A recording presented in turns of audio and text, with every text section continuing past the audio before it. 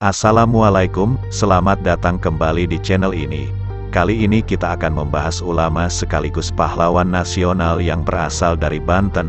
Ulama ini sangat dihormati sampai sekarang, karena atas jasanya, Indonesia bisa kokoh berdiri.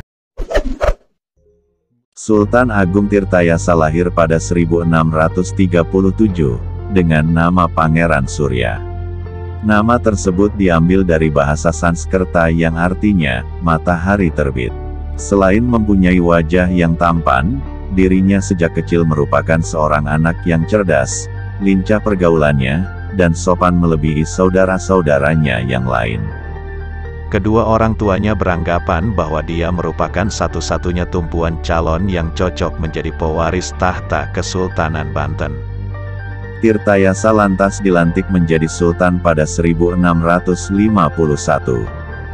Dia menggantikan kakeknya yang ia meninggal pada tahun itu juga. Sosok yang seharusnya menjadi penggantinya adalah ayahnya. Namun, kekuasaan secara otomatis beralih kepadanya karena ayahnya lebih dulu meninggal daripada kakeknya.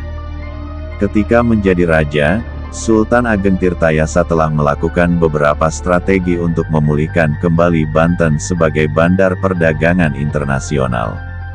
Beberapa strategi tersebut antara lain: 1. Mengundang para pedagang dari Inggris, Prancis, Denmark, dan Portugis berdagang di Banten. 2. Meluaskan interaksi dagang dengan bangsa Tiongkok, India, dan Persia.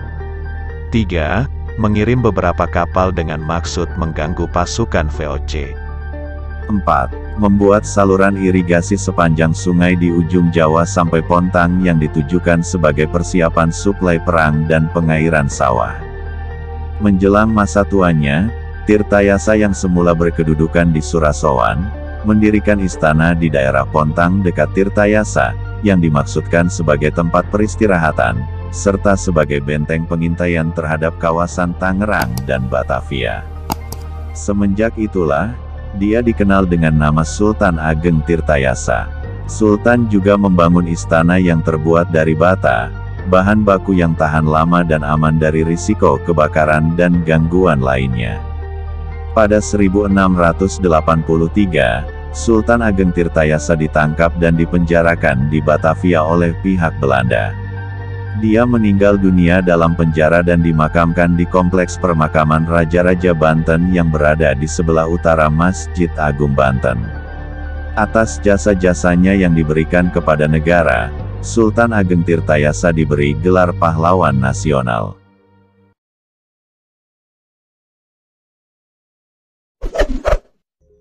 Ki Washid lahir pada tahun 1843 di Kampung Delingseng, Ciwandan, Cilegon, Banten.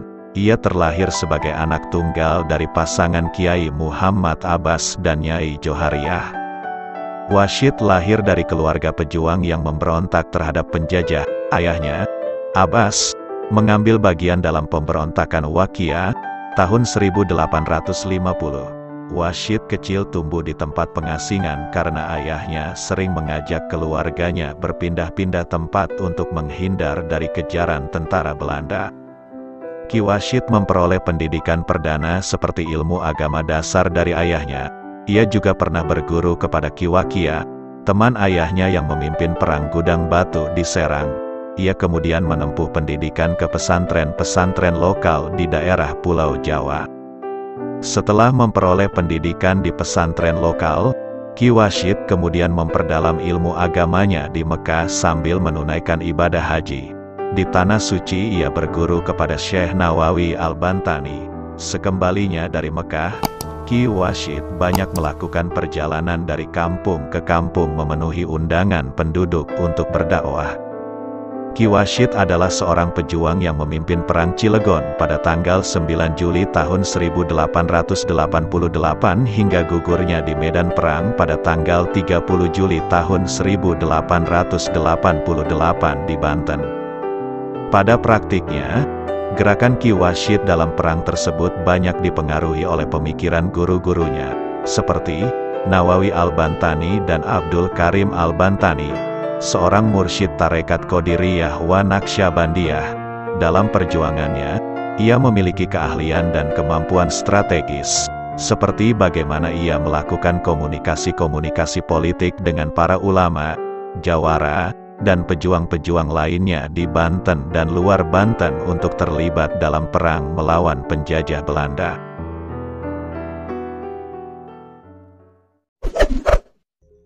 Syafruddin Prawiranegara berasal dari Banten, namun dalam dirinya mengalir darah campuran Sunda Banten dengan Minangkabau. Syafruddin Prawiranegara lahir di Anyer Kidul, Serang, Banten, pada tanggal 28 Februari tahun 1911. Darah Sunda Banten dalam dirinya berasal dari sang ayah, sedangkan darah Minangkabau berasal dari sang ibu. Ayahnya bernama Raden Arsyad Prawira Atmaja, seorang jaksa di Serang yang kemudian menjadi camat di Jawa Timur. Dari pihak ibu, Syafruddin Prawiranegara masih keturunan dari Raja Pagaruyung yaitu Sultan Alam Intan.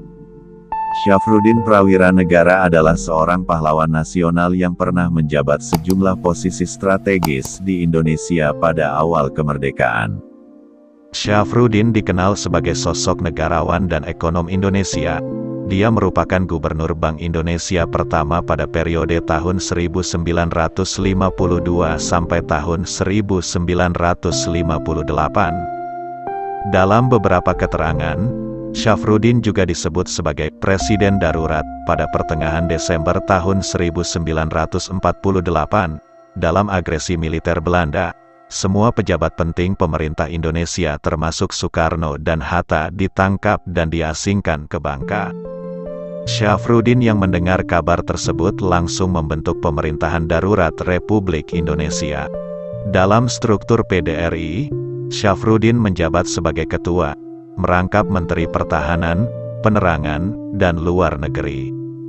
Adanya PDRI di bawah komando Syafruddin memungkinkan Indonesia memiliki pemerintahan terpusat yang menyatukan semua faksi perjuangan. PDRI juga memberikan arahan terhadap para diplomat Indonesia di luar negeri, termasuk di PBB. Syafruddin Prawiranegara meninggal dunia pada tanggal 15 Februari tahun 1989 di usia 77 tahun akibat serangan jantung. Syafruddin Prawiranegara ditetapkan sebagai pahlawan nasional pada tanggal 7 November tahun 2011. Sekian video kali ini. Jangan lupa saksikan video berikutnya dan jangan lupa untuk subscribe channel ini, untuk mengetahui info penting lainnya mengenai sejarah dan misteri yang tersembunyi.